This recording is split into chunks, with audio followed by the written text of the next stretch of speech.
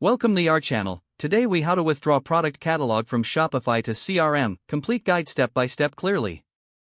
Start by logging into your Shopify account. Navigate to the admin dashboard. Click on Products in the left-hand menu. Select all products to view your complete product list. Use the filter options to narrow down your search if needed. Export your product catalog by clicking on the Export button. Choose the format you want for your export, such as CSV. Ensure you select the appropriate option for the range of products you wish to export. Confirm your selection and click Export Products. Once the export process is complete, check your email for the download link. Download the CSV file of your product catalog. Next, log into your CRM system. Locate the Import or Data Upload section of your CRM. Select the option to upload a CSV file. Browse and select the CSV file you just downloaded from Shopify. Follow any prompts for mapping the product fields to match your CRM's database. Check for any required fields and ensure they are filled correctly.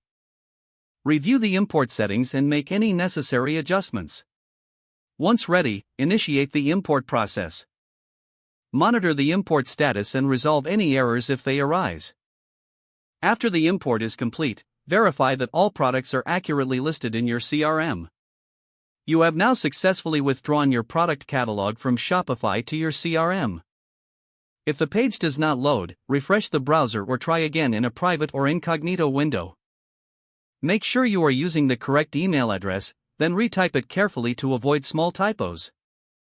If your password is not accepted, use the reset option and create a new strong password you can remember. Check your spam folder for verification or security emails, then complete any requested confirmation steps. Enable two-factor authentication if available to improve account security and reduce unauthorized access risk. After signing in, review your profile details so your contact information and settings are accurate and current. If you see an error message, note it down and try again after restarting your device and internet connection. Don't forget to like this video and subscribe to our channel for more step-by-step tech guides.